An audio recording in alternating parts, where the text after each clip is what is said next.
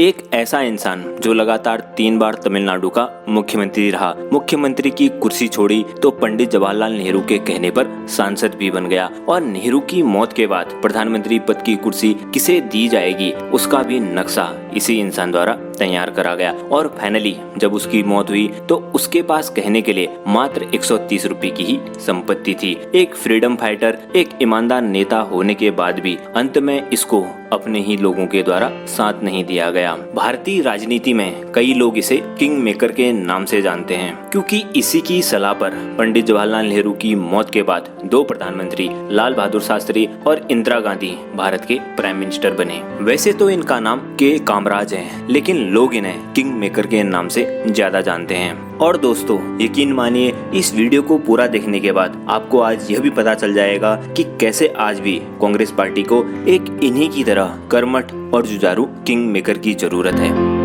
के कामराज या कुमारस्वामी कामराज, इनका जन्म साल 1903 में मद्रास के विरुदुपत्ती नामक एक गांव में होता है। मात्र 6 साल की उम्र में ही इनके पिता का निधन हो जाता है। अब क्योंकि उस समय ये एक पिछड़े वर्ग से बिलोंग करते थे और उसके साथ ही इनकी फाइनेंशियल कंडीशन भी बहुत ज्यादा खराब थी, इसलिए बचपन में ही उन्हें अपनी पढ़ाई छोड़नी पड़ी। लेकिन लगातार देश में चल रहे अंग्रेजों के खिलाफ आंदोलन से उनकी भी राजनीति में दिलचस्पी बढ़ने लगी। लेकिन जलियांवाला बाग हत्याकांड के बाद, जिसने पूरे देश को हिलाकर रख दिया था, इस हत्याकांड से कामराज की जीवन पर काफी बड़ा असर पड़ा। इसके बाद वे भी अंग्रेजों के खिलाफ भारत की इस आजादी में कूद पड़े। मात्र 18 साल की उम्र में उन्होंने कांग्रेस को ज्वाइन कर लिया। आजादी की इस लड़ाई में वे करीब 6 बार जेल गए और इन 6 समय में उन्हें कुल 8 साल की सजा काटनी पड़ी। भारत की आजादी के बाद साल 1954 में वे तमिलनाडु के मुख्यमंत्री बनते हैं। मुख्यमंत्री बनने के बाद सबसे पहले वे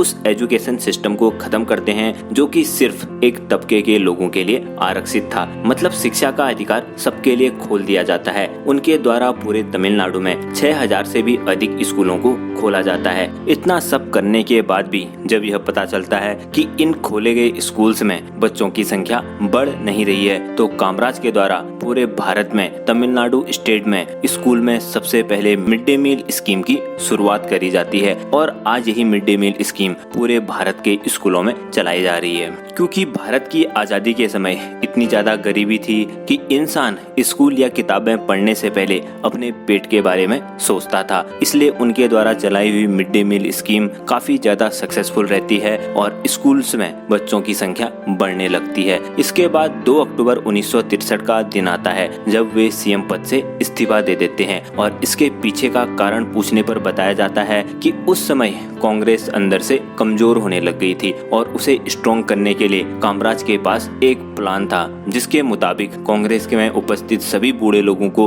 अपने पद से इस्तीफा देना होगा ताकि नए और जवान लोग पार्टी से जुड़ सके। के कामराज के इस प्लान को देखते हुए नेहरू ने कामराज को दिल्ली बुलाया और उन्हें उसी साल अक्टूबर 1963 में कांग्रेस का प्रेसिडेंट भी घोषित कर दिया। इस पूरे प्लान को बाद में कामराज प्लान का नाम भी दिया गया। यह प्लान कुछ हद तक तो नेहरू के पक्ष में भी था, क्योंकि अब वे राजनीति में बूढ़े हो चुके थे और वे चाहते थे कि उनकी जगह उनकी बेटी यानी इंदिरा गांधी ले। के कामराज के इस प्लान के कारण लगभग 6 राज्यों के मुख्यमंत्री को अपने पद से इस्तीफा देना पड़ा, जिसमें लाल बहादुर शास्त्री, मोरारजी देसाई, जगजीवन राम, बिजू पटनायक, एस.के. पाटिल और प्रताप सिंह थे। इस प्लान से एक बात साफ थी कि इंदिरा गांधी के पीएम बनने का रास्ता इससे साफ हो गया था, क्योंकि कांग्रेस में जो जाने माने नाम थे वे अक्सर बूढ़े हो चुके थे और उनका इस्तीफा मतलब इंदिरा गांधी का रास्ता साफ। मई 1964 में पंडित जवाहरलाल नेहरू की मृत्यु हो जाती है और इसके बाद पार्टी के अंदर ही कुर्सी के लिए दौड़ लगना शुरू हो जाता है। इसमें गुजारी लाल नंदा, मोरारजी देसाई, इंदिरा गांधी और लाल बहादुर शास्त्री जैसे बड़े बड़े नाम थे। लेकिन इसमें गुजारी लाल नंदा को पार्टी का सपोर्ट नहीं मिलता है और इंदिरा गांधी पिता की मौत का शोक मना रही थी। और अंत में बचते हैं 2 नाम, मोरारजी देसाई और लाल बहादुर शास्त्री। कामराज जानते थे कि अगर मोरारजी देसाई पीएम बन गए तो भविष्य में वे किसी की भी नहीं सुनेंगे, या ये कहें कि किंग मेकर कहे जाने वाले के कामराज की नहीं चल पाएगी, इसलिए उन्होंने अपना दांव खेला लाल बहादुर शास्त्री पर और साथ में ही इसके साथ यह भी इंश्योर करा लाल बहादुर शास्त्री अकेली हुकूमत ना चला सकें। इसलिए के कामराज ने इंदिरा गांधी को लाल बहादुर शास्त्री की कैबिनेट में सूचना प्रसारण मंत्री का पद दिया। इसके बाद साल 1966 में लाल बहादुर शास्त्री जी की भी ताशकंद में मृत्यु या हत्या हो जाती है और एक बार फिर से पीएम पद के लिए वही 2 साल पुरानी कहानी शुरू हो जाती है। इस समय पर पीएम पद के उम्मीदवार थे मोरारजी देसाई और इंदिरा गांधी। कांग्रेस वर्किंग कमेटी की वोटिंग हुई और उसमें इंदिरा गांधी पीएम बनी। इंदिरा गांधी का पीएम पद में चयनित होने का कारण था कि कांग्रेस के मेंबर को लगता था कि अगर मोरारजी देसाई पीएम बन गए तो उनके नीचे किसी की भी नहीं चल पाएगी। और वहीं इंदिरा गांधी या जिसे वे गूंगी गुड़िया मानते थे, कांग्रेस वर्किंग कमेटी के मेंबर को लगता था कि अगर मोरारजी देसाई की जगह इंदिरा गांधी प्राइम मिनिस्टर बनेगी तो उनको फायदा मिलेगा। लेकिन के कामराज सहित किसी को भी यह पता नहीं था कि जिसे वे गूंगी गुड़िया मानते थे, बाद में कांग्रेस से वही उनका सुपड़ा साफ करने वाली थी। दूसरी तरफ अगर बात करें के कामराज की, तो कई बार के कामराज से यह भी पूछा जाता था कि अगर वे कांग्रेस के अध्यक्ष हैं तो क्यों न वही पीएम पद के भी उम्मीदवार हैं। इस पर वे मुस्कुराकर जवाब देते थे कि no English no Hindi how PM. इसका मतलब था कि ना ही उन्हें अंग्रेजी अच्छे से आती थी और ना ही हिंदी, और एक ऐसा इंसान जिसे ना इंग्लिश अच्छे से आती हो और ना हिंदी, तो वह पीएम पद का उम्मीदवार कैसे हो सकता है। इन सब के बाद जैसे ही इंदिरा गांधी पीएम बनती है तो इंदिरा गांधी के द्वारा ठान लिया जाता है कि उन्हें कांग्रेस से बुजुर्ग तबके को हटाना है और इस काम के लिए उनका साथ दिया जाता है उन्हीं के एक ब्यूरोक्रेट पीएन हक्सर के द्वारा। साल 1969 में चुनाव होते हैं और इसमें कांग्रेस को यूपी, बिहार समेत पंजाब और कई अन्य राज्यों में हार का सामना करना पड़ता है। खुद किंग मेकर कहे जाने वाले कामराज भी तमिलनाडु में अपनी होम कॉन्स्टिट्यूएंसी से हार जाते हैं। इसमें इंदिरा गांधी पीएम तो बन जाती है, लेकिन मोरारजी देसाई को डेप्यूटी प्राइम मिनिस्टर का पद दिया जाता है और इंदिरा गांधी को यह करना पड़ता है के कामराज और उनके द्वारा बनाया हुआ ग्रुप सिंडिकेट के प्रेशर में आकर के। लेकिन वहीं दूसरी तरफ इंदिरा गांधी कांग्रेस से इस सिंडिकेट को पूरी तरीके से खत्म करना चाहती थी, या ये कहें कि के कामराज के ग्रुप को पूरी तरीके से खत्म करना चाहती थी। इसलिए इनके बीच पहली बार टकराव होता है मई 1967 में। इस समय पर देश के राष्ट्रपति होते हैं सर्वपल्ली राधाकृष्णन और उनका कार्यकाल खत्म हो जाता है और अब बारी होती है